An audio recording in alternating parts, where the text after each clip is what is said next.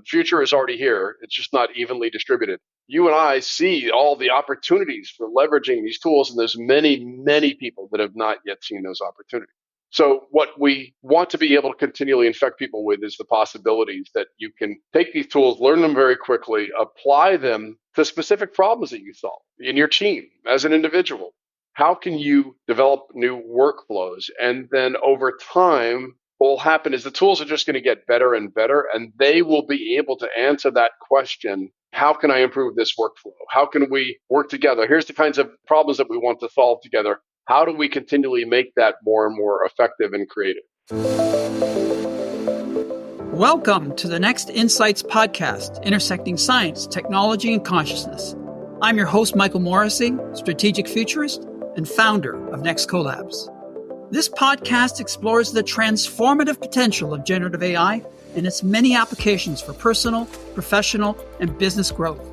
Join us where we celebrate the next insights, those aha moments that shift your point of view and open the door into the next paradigm. You'll hear the latest ideas and thought-provoking conversations with industry experts, authors, thought leaders, equipping you with the strategies to harness the relentless pace of change in the AI era. Whether you're a CEO, leader, or interested in personal growth, this podcast will give you the insights to leverage AI to amplify human potential and consciously shape the future for humanity first. Let's dive into today's episode. Welcome, everyone, and welcome, Gary Bolles, to the Next Insights podcast. So excited to have you here. I couldn't think of anyone better to start this podcast series than you, co-founder of Next CoLabs, chair of the future of work at Singularity University. You have well over 1 million LinkedIn followers who have actually done your courses and so on. And I thought we could take this opportunity to kind of get our finger on the pulse of what's happening with the future of work. That's one of your areas of expertise. As you know, you and I met about 2 years ago in our thought leadership community, the Next Collective. And we need your book, The Next Rules of Work, the mindset, skill set, and tool set to lead your organization through uncertainty. We spent 5 weeks with you on the Zoom call every single week, going deeper and deeper into your work, and we became fast friends at that time. That was during the COVID moment. And then fast forward a few years, late 2022, the AI moment, I call it. I jumped on a plane to San Francisco. I said, Gary, I think we need to co-found this company that sort of seizes the moment. This was a major sort of Cambrian shift, this AI moment. And between the COVID moment where remote work got sort of proof of concept, this works, and really the beginning of distributed teams coupled with the AI moment, let's talk about those two major seismic shifts and what's happening now. How has that changed your thinking? And how do we navigate the future and the future of work? So, Michael, first off, it's a privilege to be able to have such great collaboration and opportunity to work with somebody who's so tremendously creative and such a great assembler of brilliant people from around the world. And yeah, I don't think of myself as a futurist, but since I've been working as chair for the future work with Singularity University now for 7 or 8 years, and you think about this whole arena of the future of work, it's almost like the universe is conspiring to make sure that I have something new to talk about every few weeks. So the global pandemic was what I call the Great Reset. That just changed the way not just the way we acted in terms of work and started this whole, much more distributed work thing, but it also changed the way we thought about it. And it offered lots of people an opportunity to just think very, very differently about work was to them, for their teams, for their organizations. And then along comes the AI tsunami, what you call the AI moment. And exactly the same kind of effect is you have these tools now that have the capacity to be able to help you to approach work in completely different ways. And one of the reasons that in my book, the subtitle is Mindset, Skill Set, and Tool Set, is we can think about it differently. We can have a completely new mindset, especially in the way that artificial intelligence tools can help us to be able to come at problems in completely unique ways. We develop a new skill set. I don't think any of us would have known what any of the process for whispering to AI was. Artificial intelligence programs, and especially large language models and transformers, We wouldn't have known what prompt engineering was until a little over a year ago. And then the tool set itself. One of the reasons that Next CoLabs is so critical is the tools are changing so rapidly. As you say, it's a Cambrian moment. I don't think many people, unless you're really a historian, understand just this explosion of innovation, genetic innovation in the Cambrian era that was almost unstoppable, and they all fueled each other. There's the ecosystems were constantly changing. Plant and animal ecosystems were constantly changing, and as each changed, they influenced other species to change, and so you just get this explosion of innovation that is very analogous to the AI movement. And so this is our opportunity: is to develop that sort of next mindset, skill set, and to be able to leverage this tool set. Yeah, I think it was so fascinating back in 2021 when we worked with you and your book that, old, new, and next. I mean, I've always been a visionary. I've been involved in a 20-year movement in the US, the new urbanism movement in architecture and city design to make it human first rather than auto first kind of neighborhoods and communities. And then kind of pass through that threshold of COVID where we all got sort of pushed into the cloud. And that really was the beginning of the next collective community where all these people kind of came together under a North Star, like we're intrinsically aligned. This is almost like the beginning of perhaps the next generation of a company, which starts with intrinsically aligned individuals in a community who instantiate as a company. I mean, this may be part of they talk about this relative to Web3, starting as communities. Maybe you could talk a little bit about the potential of surfacing kind of like community, either within an existing company to amplify it, or that companies can become, as Balaji Srinivasan suggests in the network state, they actually start in the cloud and then they become a company. Yeah, absolutely. So in my book, just the way I want people to have a mindset about the way that we as humans interact, especially in the context of work. But if you think about really distilling work down, it's simply human skills applied to problems. And how do we sort of organize that? How do we help people to channel their human energies to be able to solve problems and create value for stakeholders? Oh, we call that an organization. Well, that's a very traditional approach that often has structure and hierarchy to it. But if you were to take away that structure and hierarchy and just say, wait a minute, there's a set of problems that need to be solved, and there's a set of humans that can solve those problems. What if this was a very fluid set of problems that was constantly changing? And what if it was a fluid set of humans that was constantly engaging in different ways? And so in my book, I call that a work net. It's not a workforce and it's not a network. It's the two of them sort of melded together. And the whole mindset is that it's a bunch of individual humans. They find or agree on certain problems to be solved. They dynamically bind around those problems and they go on to the next one. And if it's a consistent set of problems that keep happening over and over again, oh, well, maybe then they need to build structure around how those humans work together. And then eventually that becomes something that we would call an organization. Now, there's a bunch of inspirational examples that have been around for a while. Some of them, DAOs, decentralized autonomous organizations that have been enabled by blockchain technologies. There's a number of organizations that think of themselves as leaderless, like Gore Industries. Gore-Tex has been a manager-less organization since 1976. But the basic premise is a bunch of humans that can all sort of collaborate together in solving problems. And more that's going to look like a work net. And that's what you've done with Next CoLabs is a perfect example. It's an amazing group of innovative people. They dynamically bind around problems. They identify opportunities. And is it an organization? No, it doesn't look like any traditional organization, but it's an extraordinarily effective way for people to be able to collaborate together if you have an operating system that is either, there's somebody like you that is able to lead and sort of knit people together, or, this technology or process that allows them to function as a community.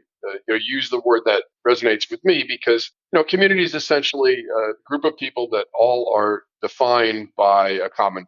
There's some reason that they are collaborating together. And so I believe that the model for the future organization is community. I've written extensively about this. I've lectured about it. I really believe that we are going to evolve into these models where the common purpose, the value that the group is creating together will become more and more of the driver. And that's going to look more and more like how we think about community. Communities is such a powerful concept. Like for me, it was always something that was externalized. I would design communities, villages, towns, and cities, and how to create that third space, whether it's the corner store, the cafe, the live workspace, the public square. And in many ways, as we move to kind of like the surfacing of community within an existing organization or a company starts as a community, I'm starting to cast my mind into that space of how do we kind of shape it so that we get more of that sort of third space experience of super collaborative experiences with our teams, short of meeting in the 3D. And we can talk about that next, how important that is. But before we go there, Elon talked about the idea of creating a sort of civic square in the cloud with Twitter or X. And I think at a high level, I really believe that's some of the work that needs to be done. We need to think about how do we find this almost like phygital between physical and digital, third space that really enhances our ability to connect. Zoom has done an amazing job. When you cannot believe that Zoom really didn't exist for most of us pre-pandemic, and then fully we just super connected. And I think AI tools actually help a lot, like Miro and other AI tools that really start to kind of take collaboration to the next level. Let's talk about collaboration in the cloud and the idea of like enhanced third spaces. So I think one thing is it's helpful that we think about the ways that humans use their skills to solve problems, and then we group together as groups of individuals. We often call those teams, and if it scales, we can call it a community. The basic premise is that there are common interests, there's common activities, there's common processes to be able to solve different problems. The opportunity for people like Elon Musk and Twitter, now X, is to build a platform where people can self-select and self-organize around the things that interest them, around the activities that they're performing. Good news is, done well, where there's an operating system that humans treat each other with some level of decorum and care. Those can build platforms where people can come together and do amazing things, share information, solve problems, learn. The old CompuServe and America Online forum used to operate like that. They were very much like Twitter or X, and in that people could post messages. And if people got out of line, they stopped following the community standards, there would be moderators who would say, no, let's all behave. The challenge for Twitter and X is that it doesn't have any of those guardrails. And so the result is that you get, unfortunately, the dynamics that allow certain voices to overwhelm other voices. And so they can reflect the best of humans, but they can also reflect the worst. So what's really important, I think, is for us to have this mindset that each of us has common goals, we've got common activities we want to perform, and then what happens ideally is you're an architect, you know what it is to bring people together in a physical space. And we can think of that process of being in a physical space as having a certain amount of friction around. Because we all went through the effort to move our bodies through, as you say, the 3D, the real world, and all be at a physical place, there's now friction. We can't easily go other places. We're physically here. Well, what happens with the digital is almost zero friction. So long as I've got internet access and the right types of technology, so friction has gone away. There is I think, a dynamic blend of the two that we just haven't yet cracked the code on that allows us to context. So if I have somebody here in person with me and I've got somebody that I'm dealing with digitally and they're in real time, and I've got others I'm dealing with digitally and they're not in real time, they're not present at this moment. All of those are different contexts that we switch constantly. When we do it physically, I have to go from one place to another. When we do it digitally, I can quite easily, reconnect in different contexts. And so I think we're on the edge of cracking that code. I think it's hard because we want to keep like so many technologies, taking the way that we interact in one way and apply it to the new way. When TV first appeared, people read radio scripts to the TV because that's what they knew was coming from radio. And we tend to do the same thing when it comes to a lot of the ways we interact physically. And then we want to apply those to the digital. I think we're still figuring a lot of that out, but we're at this amazing time where it's likely that the AI toolset is going to help to power a lot of it. And we might find that those tools will allow us to be able to be present in ways, even when we're not, that we can still interact, we can still gather information from people, and the context, the environment in which we interact could be much more adaptive to our own style. You might be seeing me in a forest because that's sort of, the way that you picture what I'm doing, and I might see you in an urban setting with amazing architecture around you. And increasingly, the tools will be more flexible to allow us to have that kind of context shift. Yeah, I love that idea of context switching or shifting. And, in The Inevitable, Kevin Kelly, this is like 2016, kind of wrote about the idea of the phase transition, that's what we're going through from fixed to flow, like on a macro level. Everything's becoming a flow. A book is a wiki. We're going through into that sort of phygital intermixing of context switching, right? Really, it's a kind of a fascinating, I think what makes it very, very unique right now, unlike, let's say, the Renaissance, which in the 19th century, by the way, they kind of post-rationally said that was the Renaissance period. They didn't know what was happening in real time. The thing that's very different about this moment is that we are aware this is happening.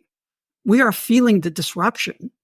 And so what I'm thinking is, why don't we do mindset, skill set, and tool set and just dial it to all three plus AI? And what does that look like? What's the update? Because your book, I believe, was written in 2019. And the world has changed twice over in such a seismic way. What does mindset plus AI look like? And let me just give a little bit of context. Because last quarter in 2023, we hosted Charlene Lee, your colleague and also a strategic partner with Next CoLabs, and her book, The Disruption Mindset, which I believe was written in 2018. We spent a couple of episodes in our thought leadership community with her and yourself, and you guys did a panel discussion around this topic. And disruption related to her book was like a one-time thing that happened. Let's say Netflix, from something that delivered in a box to your house to a 2-year disruption to become a digital streamer, right? And that's almost like within the arc of a company, that'll happen once, we got this. Or you learn a tool set like Photoshop once, and you've got it for 20 years.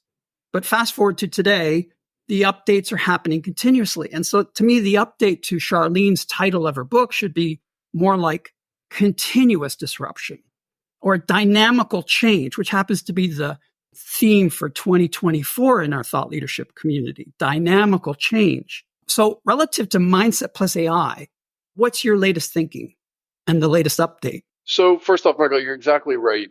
To help people to get a mental image of the times that we're going through is I show a series of waves, right? And they're not just technological, they're also economical and societal, right? So we had this global recession beginning in 2008. Even before that, we had 9/11. We've had the global pandemic, and then the AI tsunami. And, Nassim Taleb calls these black swan events. And the insight, the takeaway from Nassim's work is not that we know what the next black swan event will be. It's just that we know there will be.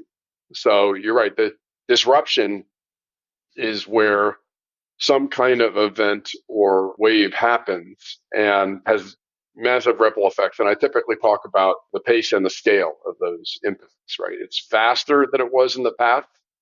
2 million people were using ChatGPT in about a month from its release. And the scale, it's lots and lots of people are affected. So this is what's happening over and over again with these waves of disruption. So what we need to have, I think, is a different mindset. We need to have as Charlie says, a disruption mindset. This is not the new normal, as you and I are fond of saying. It's the next normal. It's always what's coming next. So we have to have this mindset that we need to continually adapt. And so mindset plus AI, if what we as individuals are fueled by is a growth mindset, as Dr. Carol Dweck says, then mindset plus AI should be where we have the ability to leverage tools to be able to solve problems in completely new ways. We can not think of ourselves as simply mired in the way that we've done things in the past. And we can go through completely different process for solving problems. Now, in the past, we might have said we wanted to do that, but it was very, very hard to be able to go through the behavioral change to create new habits and that sort of thing. The mindset plus AI, as far as I'm concerned, is no, no, no. We can be flexible, we can be adaptable, and we can actually leverage the tools to help us to do that. You can literally be asking, what are the tools? How can I be more flexible in my daily work? Here is my coming week's activities. How do I prioritize that to be able to focus on the things I care the most about? That's what a mindset plus AI does. It says, how can I apply these tools so that I can open the aperture? I can do things in different ways. I can change my own activities and behaviors.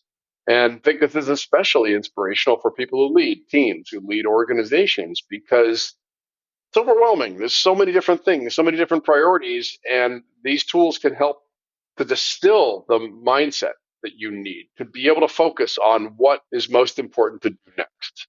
An idea just occurred to me. We talk about mindset and we just think about our own mindset, but in a sense, we're getting kind of like an additional mindset, a mindset partner, if you will, with personal AI.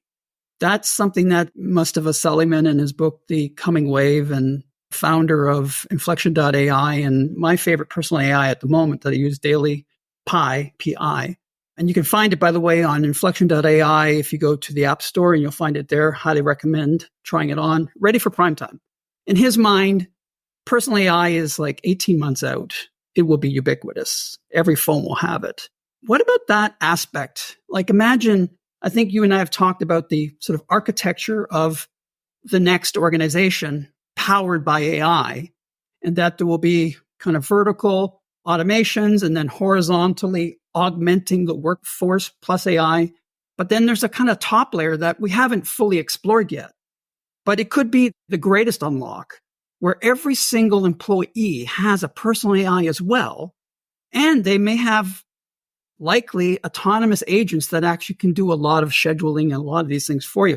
I mean, have you cast your mind to what are the implications of that sort of stack, those three layers all coming together almost at once within this calendar year, potentially?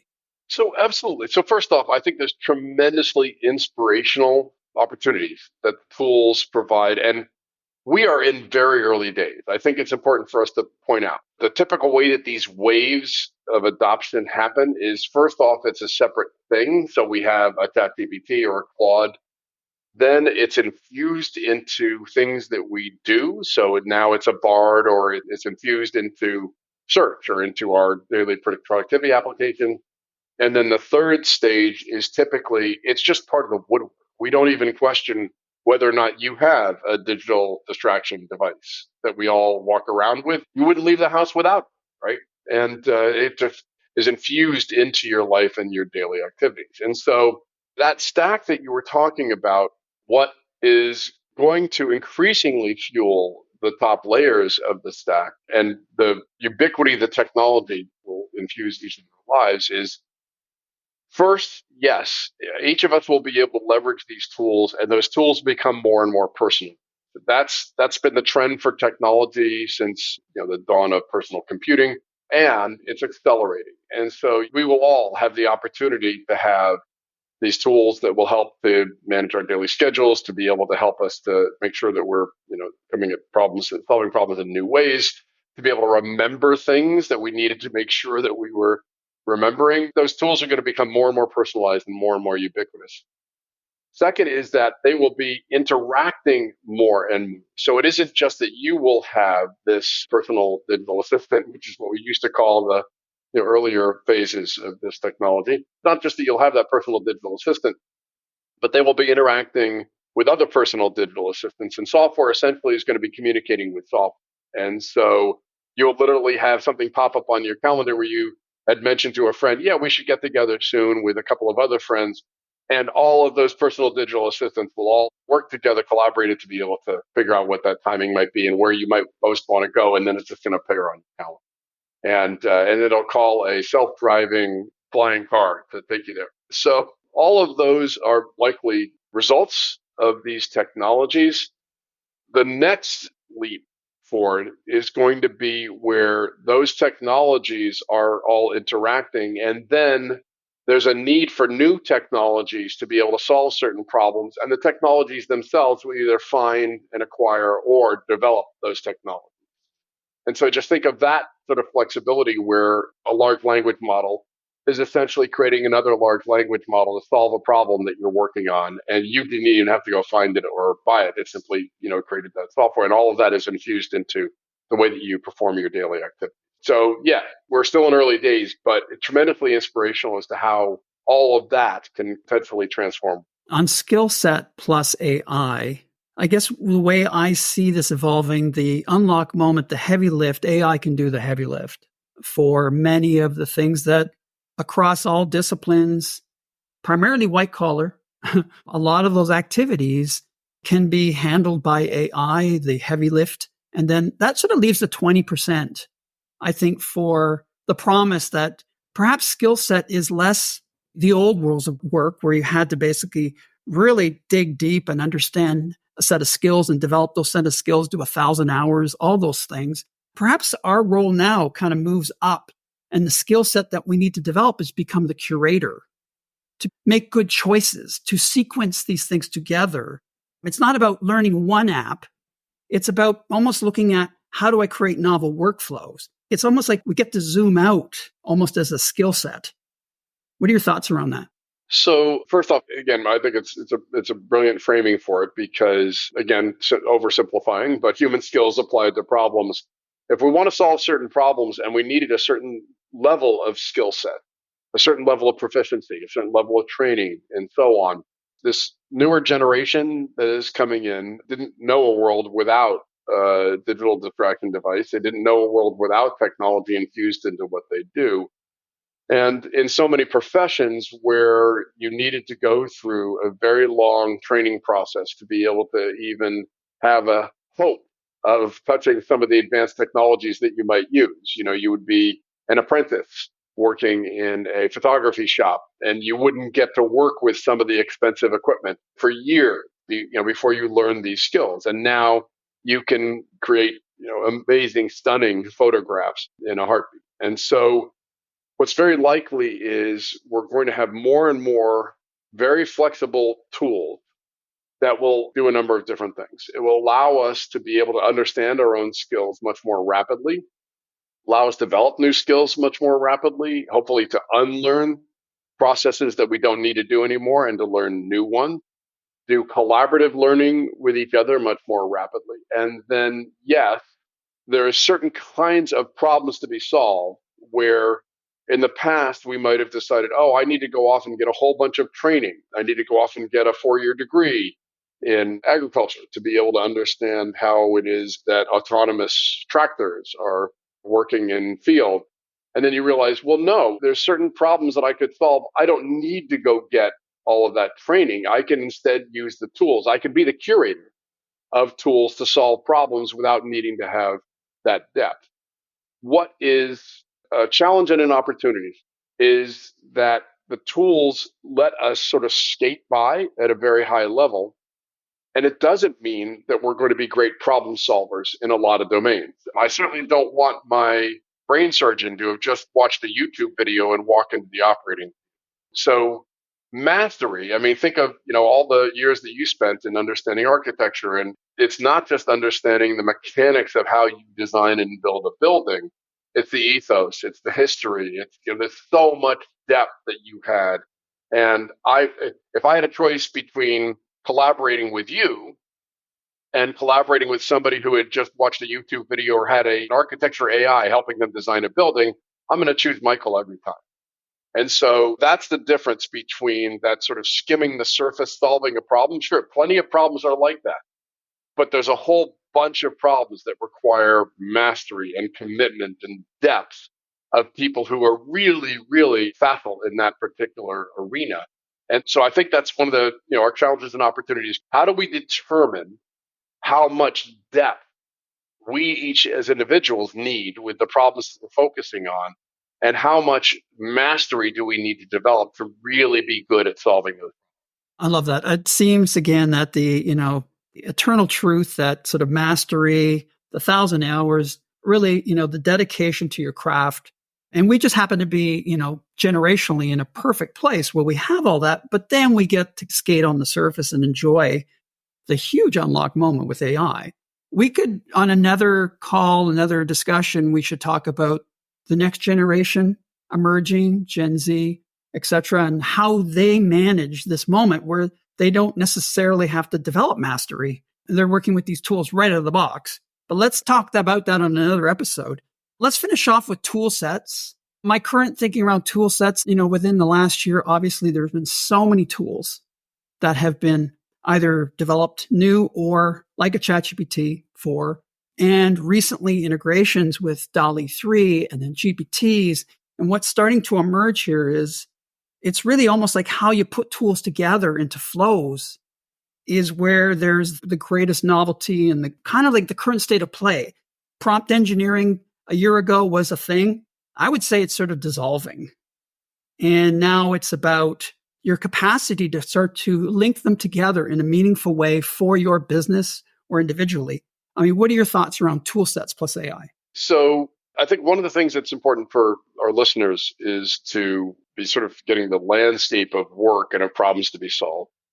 And we're talking about a subset of work, a very important subset of work, but a subset of work that can be fueled by these technologies. Most economies, maybe 40% of jobs have some, deeply information-based and therefore, potentially digital component, and about 60% of jobs kind of have to be done in person. And so we're talking about, a subset of jobs, and then we're talking about applying tools to be able to make for more effective workflows. And a workflow is nothing but a series of steps. They're tasks, activities that you would typically perform. And in the past, you would perform those tasks. You would build those workflows by trial and error often, or by training. And then you would repeat those flows over and over again. And along comes the AI tool set. And you can literally use the tools to ask you, how could I redo this workflow? Like, how could I get the problem solved or get the output that I'm looking for? And how do I use my skills to be able to either follow the most effective path, that is the shortest number of steps, the quickest way to get a result, or the most creative path? How do I do that in ways where I can be collaborating with other people and make sure that I'm opening the aperture and getting a ton of really amazing ideas to be able to get completely new approaches to solving problems? And so the opportunity with the tool set, and because it's a constantly changing tool set, that's one of the reasons that it's so challenging for many people. You and I are immersed in these tools. We use them all the time. We're collaborating with all these amazing people that use them all the time. There are people, lots and lots of people, that don't even know what they are, never experimented with them. And so Bruce Sterling, the science fiction writer, has a great line: the future is already here. It's just not evenly distributed. You and I see all the opportunities for leveraging these tools, and there's many, many people that have not yet seen those opportunities. So what we want to be able to continually infect people with is the possibilities that you can take these tools, learn them very quickly, apply them to specific problems that you solve in your team as an individual. How can you develop new workflows? And then over time, what will happen is the tools are just going to get better and better, and they will be able to answer that question, the tool, in asking, how can I improve this workflow? How can we work together? Here's the kinds of outputs and problems that we want to solve together. How do we continually make that more and more effective and creative? Yeah, I remember the shift from analog to digital with the Creative Suite and Adobe's Creative Suite at the time, and something like Photoshop, free transform tool. Like, it's just like magic, right? You just cannot do that with a pencil, a paintbrush, and an eraser. So at first, when I went through that threshold to learn that new set of tools, it took about 2 years to learn the Creative Suite from InDesign, Illustrator, Photoshop. But by the time that 2-year process was done, it was Michael, 2.0, I called myself at that time. Now we're going to Michael 3.0, and we're going through that phase transition. It's an exciting moment. It's funny you should mention that. So with me, it was I actually learned from my father's book artist. My father was an author, and I apprenticed myself when I was 20 to his paste up and layout artist. And I learned to paste up book physically using wax paper and that sort of thing. And then a couple of years later, as I started to work in Silicon Valley, a friend of mine said, wait a minute, I have this beta version of something that's called Ventura Publisher. And he sat me down and he showed me on a computer screen everything that I did with pasting up a book by hand, you could do on a PC. Mind blown. Like, how is that possible? Right. And you think of all the workflows, all the processes, like once you burnish down that page, you're not going to change a thing. Like you're done. And then here you could constantly change the design of a page. Just mind blowing to think of all the possibilities that then were available to you. And I think we're at exactly the same, that Cambrian inflection point with the AI tool. Yeah, the sort of, again, 3.0. And in a way, like I think we've got that sort of wisdom piece with experience that we've already gone through that analog to digital disruptive moment. And you knew it was a 2-year process. Otherwise, you're going to have your lunch eaten. You're going to get Ubered. So you have to do it. And here we are now in real time. We know we have to adapt to this. But I think what's different is it's continuous updates, like weekly. So that's the new kind of update, I think, in this kind of process of adaptation. These tools, I think, and just to kind of finish up on the tool set, what I'm noticing in my own world are colleagues who never thought they would ever be able to draw anything. They do not see themselves as artists, designers, image makers.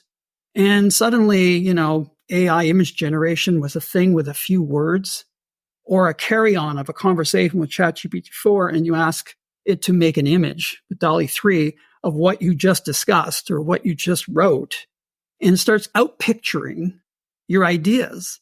And suddenly these colleagues who were data nerds are suddenly producing images to sort of supplement their data knowledge and share it with colleagues. And I think this is where these tool sets, kind of like that Photoshop moment I described earlier, it's sort of like an almost, using Peter Diamandis' term, automagical kind of quality, right? It's like magic. And in fact, it's a starburst. I think that's what it's called, the icon for AI that we see, sparkles, or I think that's what it is. And it's just that sense that this is greater than just a kind of like a Sisyphean push. This goes to the next level. It's a huge unlock. It's an aha moment. And I'll tell you one of the reasons that I think it's so pivotal, Michael, is my experience. So I actually was a young doodler, and I ended up doing some book illustration and cartooning and that sort of thing. And I was very lucky because at a young age, I got encouragement from a lot of people. And what happens for so many of us is our education systems around the world leach creativity out of us, as Sir Ken Robinson has so famously said. And what ends up happening for many of us when we are trying to do anything artistic is we have something in our head and then we go put it on paper and it doesn't look like we thought it would or should. And others look at it and they don't necessarily encourage us. And so we lose that function from very early on, when virtually every kid on the planet should be an artist in some way. It should be something that they feel like they can do. And I think what so many of the AI tools have done is unlock that step that stopped so many young creators, which is I have a thought in my head. I want to see it on paper or on screen. I can prompt to get it, or I can ask to get it, and it's close enough, and then I can keep changing it. And what that does is it changes that reward loop, which used to be broken. I didn't get what I wanted, so I stopped, or somebody told me I was a horrible artist, and I never did it again. Now that facet of creativity of each of them, we can continually explore. And to me, that's just tremendously inspirational. Yeah, just to add to that, like I think the way, again, the old rules of work, we could almost use, I think the AI moment, you could use it as the before AI and after AI. And I think that's what's really fun about what we can do together with Next CoLabs is we get to go to organizations and go, before and after are like this close. It's happening right now. So we get to play with before and after in real time in this moment. And we think about before and the kind of heavy lift or the friction that you're describing, which just, you hit the friction, the overwhelm, and then you don't go there.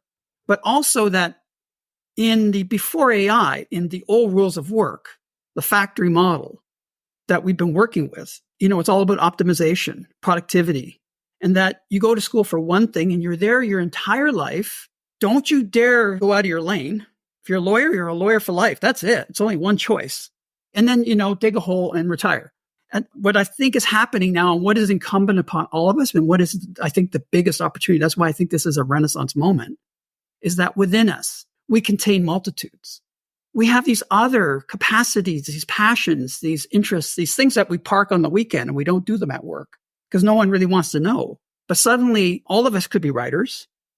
All of us could be artists. This unlocks, I think, intrinsically more about who we are, our potential. This is our tagline at Next CoLabs, amplifying human potential. Let's bring this to a conclusion around that idea of, just the gravity of this moment. So one of the images that people seem to resonate with when I'm lecturing, I show a picture of an iceberg. I say to each of us, we have this thin layer of our own skills, our own interests, things that we remember that drive our passions or interests. And above the waterline, that's what's visible to us. But because of some unique facets of our human cognition, which Dr. Evian Gordon would be able to geek out on, there's all of this human capacity below the waterline that is invisible. Our skills, our potential, there's so many different aspects of us that are hidden to. And what I think the tool set has the potential to help catalyze is, first off, for us to see more of what's below the waterline. I had no idea I could be so creative. I just was missing some tool that could help me to envision or to be able to synthesize what I was trying to do. I could iterate because that is so important for us. We are trial and error machines. That's what we do as humans. We are born with very, very few skills. And so what happens is we go through life is we develop certain skills, but we hit these road bumps and we don't develop those skills. We stop at certain points because we think it's too hard. And again, the tool set has the capacity to help us to develop those skills that are below the waterline, all this human potential that they can help. And so that's what I hope people become inspired with is you might have thought you couldn't come up with that image. You might have thought you couldn't write that piece. You might have thought you couldn't suggest what kind of music you would most like to hear and actually have it come out the other end and something that you would want to listen to. All of those are now possible with the AI toolset. So fascinating. That's like a moment of self-discovery, but it's more of a collective experience, transcending, in a sense, your conditioned self, right? Your family of origin, the school you went to, the small pond you lived in. Now we're globally connected. And so many of these things that have been a kind of lock on our box, suddenly the lid of the box has been opened up. This is a really exciting kind of moment. Really appreciate your time discussing this particular kind of experience that we're all in at the same time. It's like we're sharing with each other what's going on in real time as this is evolving. I think on a future episode in the near future, let's talk about future of jobs in AI, because I think that one's top of mind with everyone. Maybe give us a little preview of your current thinking on this, probably like within the last month, the first month of 2024. Most of the articles out there are around this subject, the problem of automating away jobs or augmenting, with AI and superpowering your workforce. What are your latest thinking? So absolutely. So what we saw, I think I'd say, pretty recent insight. I actually wrote about this about a year ago in my LinkedIn newsletter series on AI. And I would say, the insight is that it's been reinforced by the research. So I'm, confirmation bias. I'm glad that the research is reaffirming it. People are adopting the AI tools slower than was discussed a little less than a year ago in many enterprises because they don't understand them as well and they don't know what kinds of workflows they can be applied to. There are certain kinds of work that are immediately being transformed, such as call center work and that sort of thing. And that will change those jobs quite dramatically. But I think one of the things I would encourage people to take away is there is plenty of opportunity to still go from zero and to getting up to speed on the tools, because we're just not yet seeing really massive transformation of a lot of work roles, because a lot of people are not yet understanding exactly how they could be applied most effectively. And so I think that just means there is, back to what's below the waterline, there is huge potential in many organizations and for many people to be able to leverage this tool set. And because it's changing so rapidly, jumping into the pool at any point, you're going to be able to get up to speed pretty quickly. And so that's what I would encourage people to be thinking about, is how can work roles be transformed? And how could you apply this in your own work, in your work with your team, in your organization? And how can you do that in ways that help people to be able to solve problems more effectively? Recent insight that I've had around language lexicon, as we describe this to colleagues, to organizations and companies and the C-suite, I've been using the word augmenting your workforce and superpowering your workforce, if you will. That's the good news story with AI tool sets, in a sense, off the shelf. It doesn't require a big investment. It's just beginning to slowly integrate these tool sets into, your everyday routines. But someone had mentioned to me that augment tends to constellate almost like the fear natively within us with, let's say, metaphors of cyborgs and so on. And you can see where language is incredibly important right now, to find the right language to help. I mean, I think our job is, we are like the Sherpas to lead you through the sort of threshold of before AI into this new, I call it the emergent era of continuous change, continuous updates, kind of an explosion of creativity and human potential. Taking a quick break from this week's episode to tell you how to get even more free insights on AI, science, technology, and consciousness delivered straight to your inbox. Sign up for the Next CoLabs newsletter, where we unpack the latest in AI every Wednesday. When you subscribe, you get the insights from myself, Gary Bolles, and our team of experts at Next CoLabs. We're sharing what we're discussing, thinking, and reading weekly in the world of AI. Why join?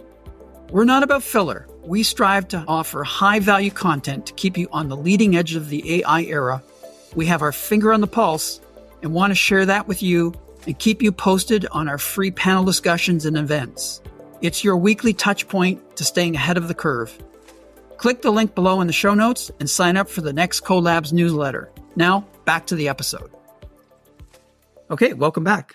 So we were just finishing the lexicon piece around augment versus amplify versus enhance. And for me, that was an insight that someone brought to my attention earlier this week. And then we ended up having an hour-long conversation on Friday AI in our community around this particular subject about the lexicon, the words we use, and to be very careful to make it more human-centric rather than constellating people that this is about cyborgs, about automation, taking away my jobs. I mean, we got to be very, very, very mindful that, our job as the Sherpas from pre-AI to the emergent era, that we use language that is inviting as opposed to creating a sense of fear.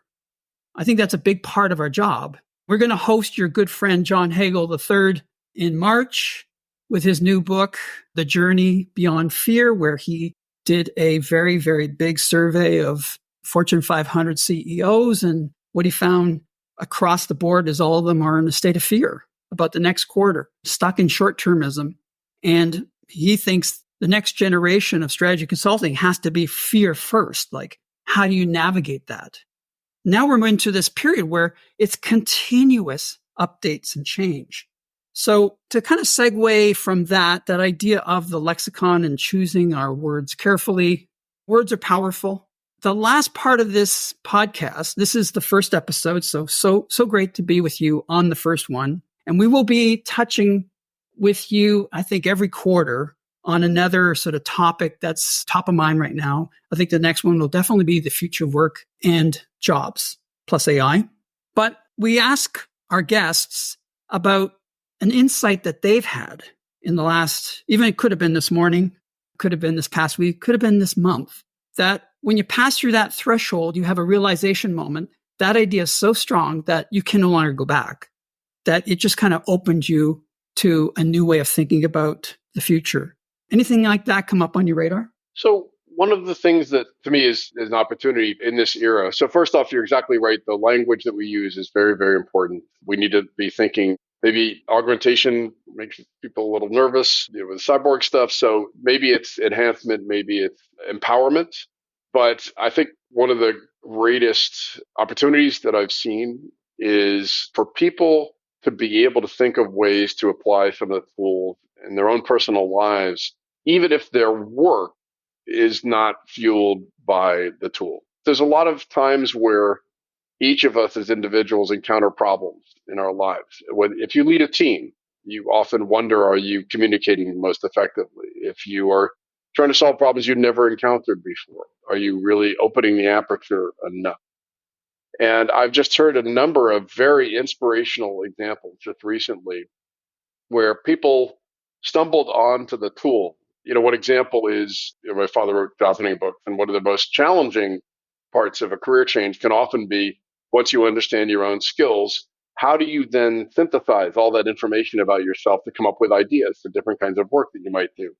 So several people have used Claude and ChatGPT and tossed all that information about themselves into the tool and come back with all these amazing ideas for different kinds of work.